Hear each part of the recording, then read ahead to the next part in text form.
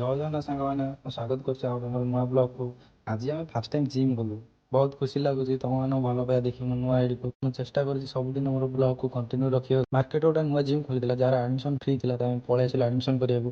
ଆସିଲା ବେଳେ ଜିମ୍ ବନ୍ଦ ଥିଲା, ତ ଆମେ ପଳେଇଲୁ ସ୍ମାର୍ଟ ବଜାର ବୁଲିବାକୁ। ଜିମ୍ ମାଲିକକୁ ଆମେ କଲ୍ କରିଥିଲୁ, ସେ ଭାଇ କହିଲେ ଟିକେ ଅଧଘଣ୍ଟା ଛାଡ଼ି ଆସ। ତ ଅଧଘଣ୍ଟା କ'ଣ କରିବୁ, ଭିତରେ ବୁଲିଲୁ।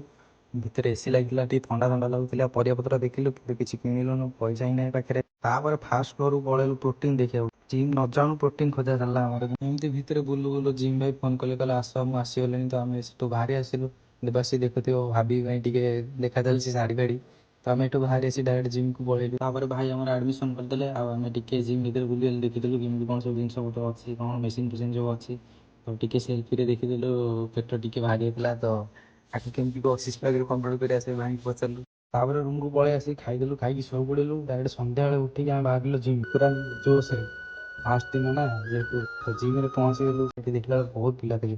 ଆଉ ପବିତ୍ର ଯାଇ ପ୍ରଥମେ ସାଇକେଲ ଚଲେଇଲା, ଆଉ ଆମେ ସବୁ ପୁଷ ମାରିଲୁ। ଯେହେତୁ ଫାଷ୍ଟ ଦିନ କିଛି ହେଭି ଜିନିଷ ମାରିବାକୁ ଦେଲେନି, ଏମିତି ମାରିକି ଆମର ବହୁତ ୱାର୍କଆଉଟ୍ ହେଇଗଲା। ତ ଆମେ ବାହାରିଲୁ ପୁଣି ରୁମ୍କୁ। ରୁମ୍ରେ ପହଞ୍ଚିଲା ବେଳେ ଆମ ସାର୍ ଜଣେ ଫିଷ୍ଟ କରୁଥିଲୁ ଆଜି, ତ ଚିକେନ୍ ସେ ରୋଷେଇ କରିଦେଇଥିଲେ। ଆମେ ଖାଇ ପିଇକି ଶୋଇପଡ଼ିଲୁ।